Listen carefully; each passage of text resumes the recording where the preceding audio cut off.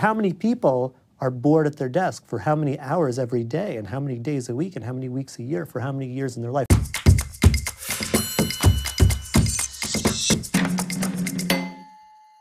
The progress bar is just an indicator on a computer that something's happening inside the device. The classic one that's been used for years is a horizontal bar. I mean, this goes back to pre-computer versions of this on ledgers where people would fill in a horizontal bar from left to right to show how much of a task they'd completed at a factory. This is just the same thing on a screen.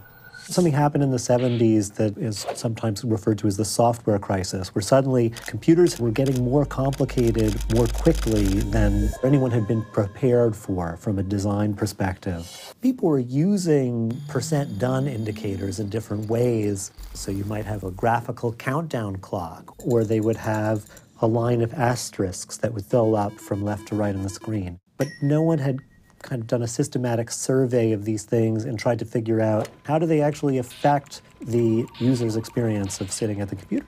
This graduate student named Brad Myers in 1985 decided he would study this. He found that it didn't really matter if the % done indicator was giving you the accurate % done.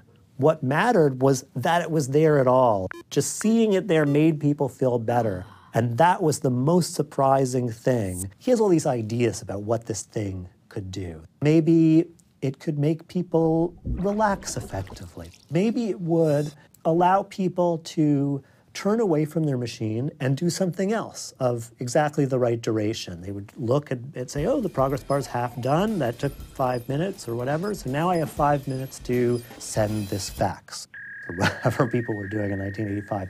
Both of those things are wrong. Like when you see that progress bar, it sort of locks your attention in a tractor beam, and it turns the experience of waiting into this exciting narrative that you're seeing unfold in front of you. And somehow this time that you've spent waiting in frustration for the computer to do something has been reconceptualized as progress. Oh, great stuff is happening.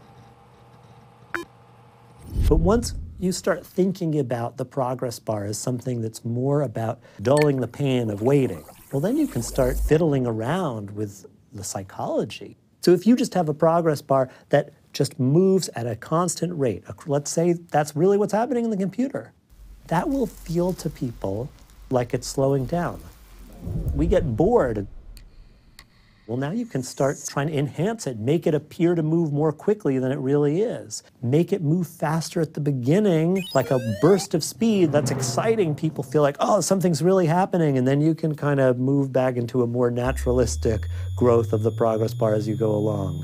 You're assuming that people are focusing on the passage of time. They're trying to watch grass grow. They're trying to watch a pot of water waiting for it to boil, and you're just trying to make that less boring, less painful, and less frustrating than it was before.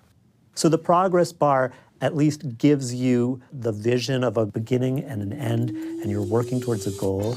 I think in some ways it mitigates the fear of death.